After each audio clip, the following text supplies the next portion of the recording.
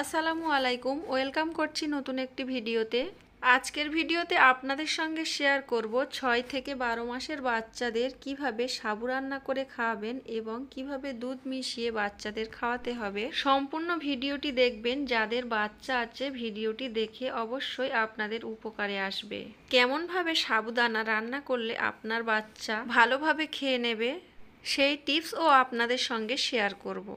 প্রথমে আমি 1 চামচ মতো সাবুদানা নিয়ে আমি খুব ভালোভাবে ধুয়ে নেব। সাবুদানাটা ধুয়ে আর ভিজিয়ে রেখে দেব। অবশ্যই সাবুদানাটা ভিজিয়ে রাখতে হবে 2 থেকে 3 ঘন্টা মতো। যাদের হাতে টাইম থাকবে না অবশ্যই তারা অন্তত 10 মিনিট গরম পানিতে ভিজিয়ে রাখবেন। তো এই তো দেখতে পাচ্ছেন সাবুদানাটা ফুলে কিন্তু ডাবল হয়ে গিয়েছে 1 চামচ সাবুদানা।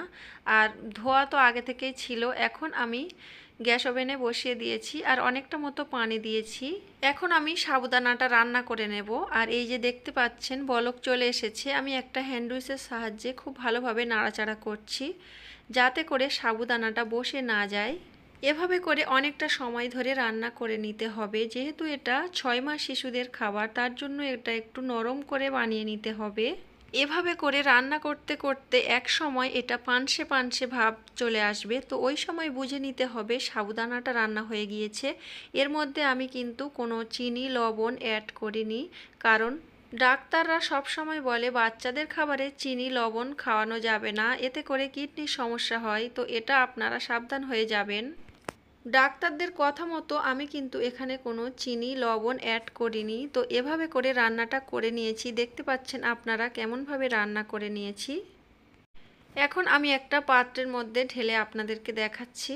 6 মাস হওয়ার পরে প্রত্যেক মায়েরা চিন্তিত থাকে যে তাদের ব্রেকফাস্টে, লাঞ্চে এবং ডিনারে কি কি দিবে। তো এই যে দেখতে পাচ্ছেন এটা কিন্তু আপনার বাচ্চার ব্রেকফাস্টেও খাওয়াতে পারেন। তো আমি আমার বাচ্চার ব্রেকফাস্টে খাওয়ানোর জন্য রেডি করেছি। রান্নাটা হয়ে গিয়েছে আর আমি একটু ঠান্ডা করে নিয়েছি। আপনারা এই পর্যায়ে ফর্মুলা দুধ অ্যাড করতে পারেন অথবা ফর্মুলা দুধ একটা আলাদা করে পাত্রে গুলে রেডি করে এতে অ্যাড করতে পারেন। তো আমি একটু ঠান্ডা হয়ে গিয়েছে এই পর্যায়ে আমি ফর্মুলা দুধ দিয়ে দিয়েছি। দিয়ে এখন চামচ দিয়ে খুব ভালোভাবে এটা মাখিয়ে নিচ্ছি। কিছুটা সময় ধরে আমি এটা মাখিয়ে নিয়েছি। আর এখানে দেখতে পাচ্ছেন মাখানোটা একদম পারফেক্ট হয়ে গেছে। আমার ছেলের জন্য খাওয়ানো একদম উপযোগী হয়ে গেছে। এখন আমি আমার ছেলেকে খেতে দেব। তো এই যে এখানে আমার ছেলেকে খাওয়ানোর জন্য বসে গিয়েছি আর আমার ছেলে কত সুন্দর করে খেয়ে নিচ্ছে। আসলে বাচ্চাদের যদি আপনারা লবণ এবং চিনি অ্যাড করে খাওয়াতে চান তাহলে কিন্তু তারা খাবে। তাদের যেমনভাবে প্র্যাকটিস করাবেন তারা সেইভাবে প্র্যাকটিস থাকবে আর কি। তো আপনারা সব সময় চেষ্টা করবেন 1 বছর হওয়া আগে পর্যন্ত লবণ চিনি না দেওয়ার।